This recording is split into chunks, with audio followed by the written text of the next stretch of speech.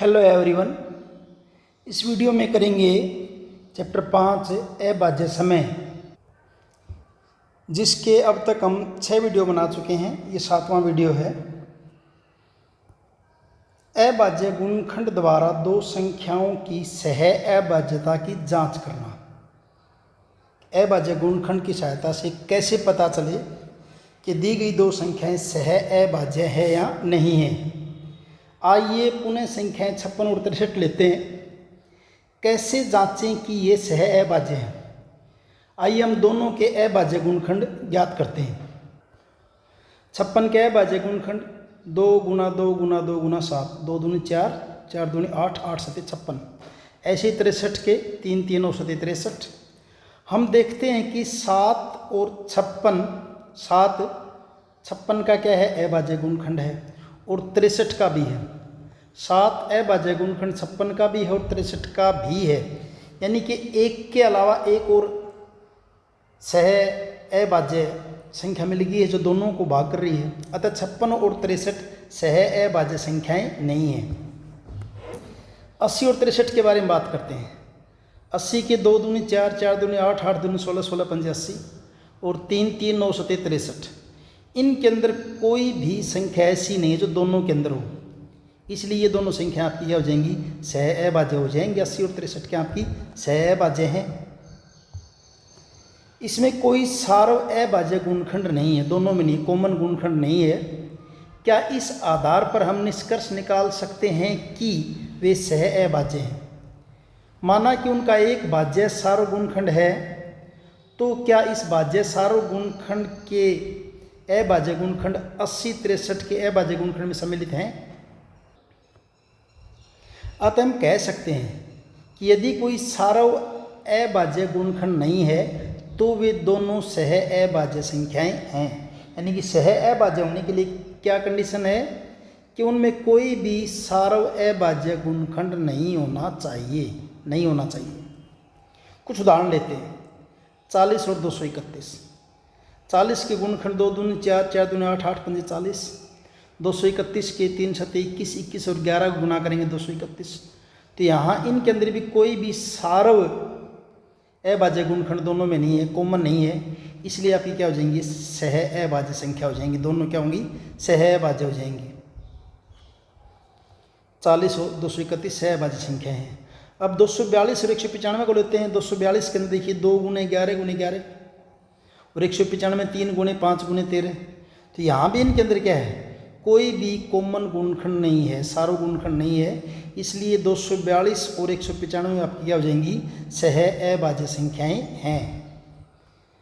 अभाज्य गुणनखंड का प्रयोग करके एक संख्या का दूसरी संख्या से विभाजन की जांच करना। अभाज्य गुणनखंड का प्रयोग करना और ये पता करना कि एक संख्या दूसरी संख्या से विभाजन हो रहा है नहीं रहा, ये चेक करने के लिए हम कह सकते हैं कि यदि एक संख्या दूसरी संख्या से विभाजित होती है तो दूसरी संख्या का अभाज्य गुणनखंड पहली संख्या के अभाज्य गुणनखंड में सम्मिलित होगा। यानी कि एक संख्या दूसरी से विभाजित हो रही है तो दूसरी के जो अभाज्य गुणनखंड होंगे पहली के अंदर भी होने चाहिए। हम कहते हैं कि 48 संख्या 12 से विभाजित होती है। क्यों? क्योंकि जब हम 48 को 12 से भाग देते हैं ना तो शेषफल क्या आ जाएगा, शून्य आ जाएगा।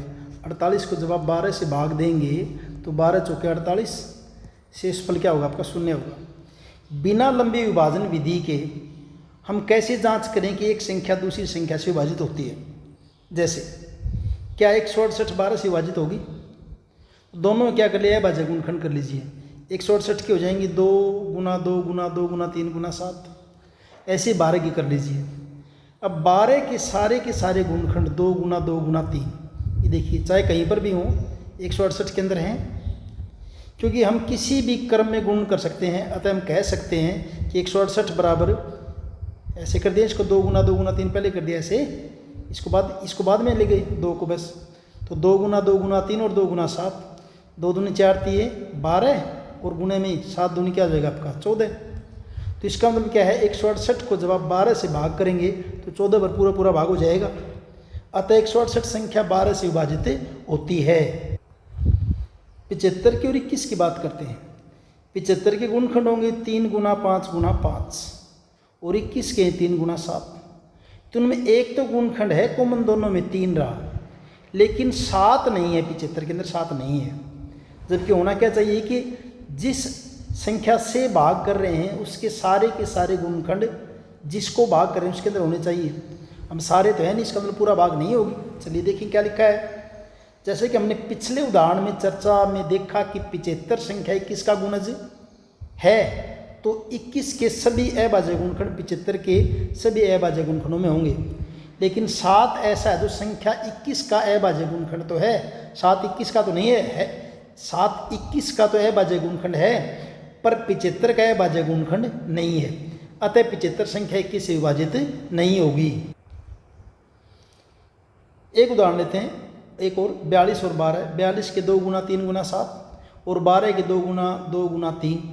तो यहाँ देखिए 2 और 3 ये तो हो गए, लेकिन इसके अंदर 7 रह जाओ चाहिए, लेकिन इसके अंदर क्या है कि 2 2 बार है, इसमें 2 क्या है 1 बार है, तो ये भी क्या हो गया 42 12 से भाग नहीं होगा। आप कितना लंबा करके देख लेना इसको, चाहिए से पूरा भाग नहीं होगा। आइए पता लगाएं, इसमें यही बातें बता रखी सारी है। यानी कि कोई दो संख्या दे रखी है, जैसे कि 42 दे रखी है और 12 दे रखी है, तो 42 के गुणखंड लिख लीजिए 2 गुणे 3 गुणे 7। ऐसे 12 के गुणखंड लिख लीजिए 2 गुणे 2 गुणे 3। तो 12 से चेक करना कि 12 से भाग होती नहीं होती, तो 12 के सारे गुणखंड 42 के अंदर होने चाहिए। अगर हैं तो भाग हो जाएगी और नहीं है तो भाग नहीं होगी। तो यहाँ पे देखिए, अगर हम देखें तो 2 और 3 तो है, लेकिन 1 2 नहीं था, इसलिए नहीं होगा। आइए पता लगाएं, कुछ क्वेश्चन इनको देख के बात करते हैं। पहला, क्या निम्नलिखित संख्या युग्म सह अभाज्य संख्याएं हैं? पहले अनुमान लगाइए, फिर अभाज्य गुणखंड ज्ञात करके अपने उत्तर की जांच कीजिए। कि ये देखना है कि संख्याएं सह अभाज्य हैं या नहीं हैं। तो क्या करेंगे, देखिए 30 के गुणखंड लिखिए। 30 और 45 को चेक कर रहे हैं ना, तो 30 के गुणखंड क्या होंगे 2 3 6 5 30। आप ऐसे करके देख लेना, चाहे ऐसे कर लेना। 2 15 3 5 15 और 5 एकम 5, 2 गुणे 3 गुणे 5। ऐसे 45 को देखिए, 3 पे करिए, 3 15 और 3 5 15 और 5 एकम 5, यानी क्या हो जाएंगे 45 के क्या हो जाएंगे आपके अभाज्य गुणखंड 3 गुना 3 गुना 5। अब दोनों में क्या है 3 ऐसा गुणखंड दोनों के अंदर है, तो ये दोनों संख्याएं आपकी सह अभाज्य नहीं होंगी, ये सह अभाज्य नहीं होंगी। उसके बाद 57 का और 85 का देखते हैं। 57 और 85 यहाँ कर देते हैं। चलिए 57 3 से करो किस पर चल जाएगा 19 पे, यानी कि 57 के गुणखंड आपके हो जाएंगे 3 गुना 19। 19 एकम 19 और लिख दो, वो अलग बात है। ऐसी 85 को अगर करेंगे 5 पे जाएगा, 5 पे नहीं जाएगा, 5 पे जाएगा 17 पंजे 85 और 17 एकम 17। तो 85 बराबर आपका हो जाएगा 5 गुणे 17। क्या दोनों में कुछ कॉमन है? ऐसी चीज़ें दोनों के अंदर है, कुछ भी नहीं है एक जैसा, तो इसलिए आप ये हो जाएंगे सह अभाज्य संख्याएं हैं, ये हो जाएगा हाँ। उसके बाद नेक्स्ट आपका है 121 और 11 को देखते हैं। 121 और 11 इनको चेक करके देखते हैं। सी पार्ट 121 जाएगा आपका 11 पर, 11 11 121 और 11 एकम 11। तो 121 बराबर क्या लिख दोगे आप 11 गुणे 11 और फिर 1331 11 पर जाएगा, 11 एकम 11 11 दूनी 22 11 एकम 11, फिर 11 पे और 11 एकम 11, यानी कि 1331 बराबर क्या हो जाएगा 11 गुणे 11 गुणे 11। तो यहाँ क्या आ गया 11 कॉमन है दोनों में, तो इसलिए ये भी आपकी सह अभाज्य नहीं है। नेक्स्ट देखते हैं 343 और 216। 343 के गुणखंड कर लीजिए। 3 एकम 3 3 एकम 4 3 7 3 3 पे नहीं जाएगा अभी। 3 पर नहीं जाएगा, ये जाएगा आपका सीधा 7 पे। 7 चौके 28, 6 7 नीम 63, 7 सते 49, 7 एकम 7। तो 343 के गुणनखंड जो हो क्या हो जाएंगे आपके 7 गुणे 7 गुणे 7। फिर 216 के देखते हैं। 2 एकम 2, 0 2 अट्ठे 16, 2 पंज 10, 2 चौके 8, 2 27, 3 नीम 27, 3 3 9, 3 एकम 3। 216 के तो बहुत सारे हो गए हैं। तो 216 बराबर 2 कितनी बार है, 2 बार, 3 बार, और 3 भी आपका 3 बार है। लेकिन दोनों में कॉमन कुछ भी नहीं है, यहाँ सारे 7 हैं, यहाँ 2 और 3 है, तो इसलिए ये भी आपकी क्या हो जाएंगी, सहअभाज्य हैं। हाँ, सहअभाज्य हैं, क्योंकि इनके अंदर कोई भी सारो गुणनखंड नहीं है। दूसरा क्वेश्चन, क्या पहली संख्या दूसरी संख्या से विभाजित होती है? अभाज्य गुणनखंड का प्रयोग कीजिए। पहली संख्या दूसरे से विभाजित होती है। अब ये भी क्या सीख के आए थे पीछे कि अगर इस जैसी 27 है, 27 के सारे अभाज्य गुणनखंड किसके अंदर होने चाहिए, 225 में। अगर सारे हैं तो भाग हो जाएगी, वरना भाग नहीं होगी। तो देखिए पहले 225 के लिखते हैं गुणनखंड। 225 के पहले मैं यह बना देता हूँ। देखिए 225 3 पर जाएगा, 3 छठे 21, 3 पंजे 15, फिर 3 पे करेंगे 25, फिर 5 पंजे 25, फिर 5 एकम 5, यानी कि 225 के गुणनखंड आपके हो गए 3 2 बार, 5 2 बार। उसके बाद 27 को देखते हैं। 3 नीम 27, 3 3 9, 3 एकम 3, यानी 27 के गुणनखंड क्या आपके हुए, 3 गुणे 3 गुणे 3। तो यहाँ क्या है देखिए, इसके अंदर अगर हम देखते हैं ना, तो यहाँ 3 3 बार और यहाँ 3 कितनी बार है, 2 बार है। जबकि होना क्या चाहिए, 27 के सारे गुणनखंड 225 में होने चाहिए। तो क्या इससे पूरी भाग होगी? नहीं। पहली संख्या दूसरी संख्या से विभाजित होती है, तो क्या होगी, विभाजित नहीं होगी। नियम क्या बताया था कि दूसरी संख्या के सारे अभाज्य गुणनखंड पहली में होने चाहिए। अब करते सेकंड पार्ट। 96 और 24 को चेक करते हैं। 96 के गुणनखंड लिखिए और 24 के लिखिए। 96 के यहाँ निकाल लेते हैं पहले। 2 48, 2 24, 2 12, 2 6, 2 3 और 3 एकम 3। तो ये हमने किसके किए गुणनखंड, 96 के। तो 96 के गुणनखंड क्या क्या बने आपके, देखिए 1 2 3 4 और 5। 1 2 3 4 5 बार तो 2 है, एक बार क्या आपका 3 है। फिर 24 के देख लीजिए। 2 12, 2 6, 2 3 6, 3 एकम 3। 24 के गुणनखंड आपके बनेंगे 2 गुणे 2 गुणे 2 गुणे 3। क्या देखिए 3 बार तो 2 है, तो ये 3 बार 2 हो गया, एक ही 3 है, ये 3 रहा। यानी 24 के सारे अभाज्य गुणनखंड 96 के अंदर हैं, तो इसलिए 96 24 से भाग होगा। तो इसका उत्तर क्या हो जाएगा, हाँ 96 24 से भाग होगा। ये हमने किया बी पार्ट। अब सी को देखते हैं। सी में संख्याएं आपकी दे रखी हैं 343 और 17 दे रखी है। 343 और 17। तो पहले 343 के लिख लेते हैं गुणनखंड क्या बनते हैं, देखिए 343 7 से करते हैं पहले।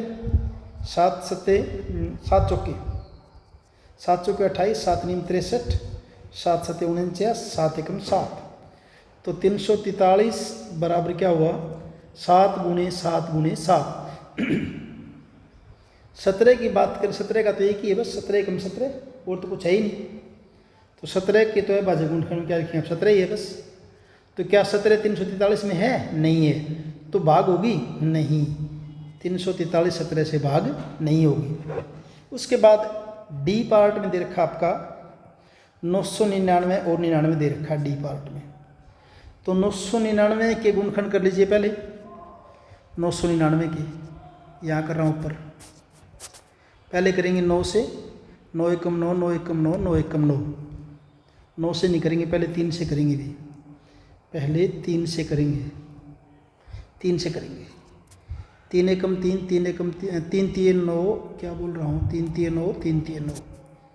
फिर 3 से 3 एकम 3, 3 एकम 3, फिर 3 से करेंगे तो 3 3 9 और 3 सत्ते 21,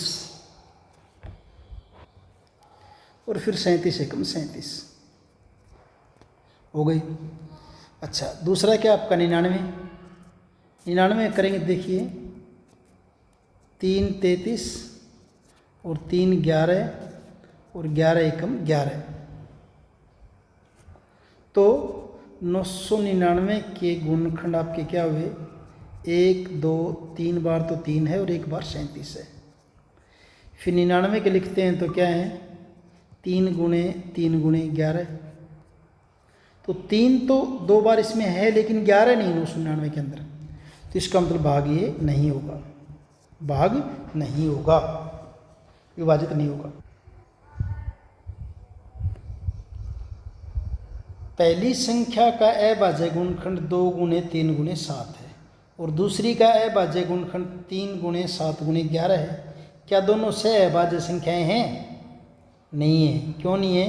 क्योंकि देखिए 3 और 7 इसमें भी है, 3 और 7 इसमें भी है। जबकि सहअभाज्य कब होती हैं? जब उनके अंदर कोई भी गुणनखंड सार ना, कोई भी कॉमन गुणनखंड ना हो। तो पहली बात तो ये कि सहअभाज्य, पहले क्वेश्चन, क्या ये दोनों सहअभाज्य संख्याएं हैं? नहीं, ये सहअभाज्य संख्याएं नहीं है। अभाज्य संख्याएं नहीं हैं। क्यों?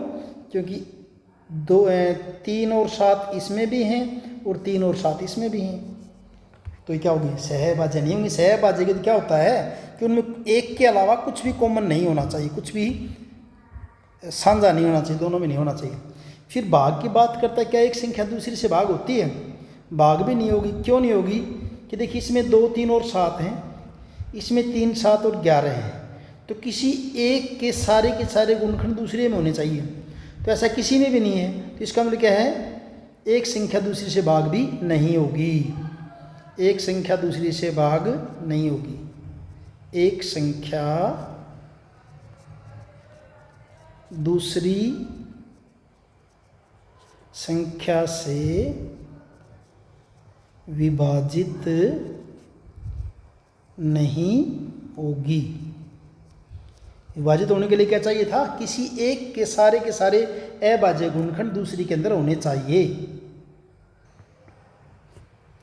गुणा कहता है कोई भी 2 अभाज्य संख्याएं सहअभाज्य होती, क्या वह सही है?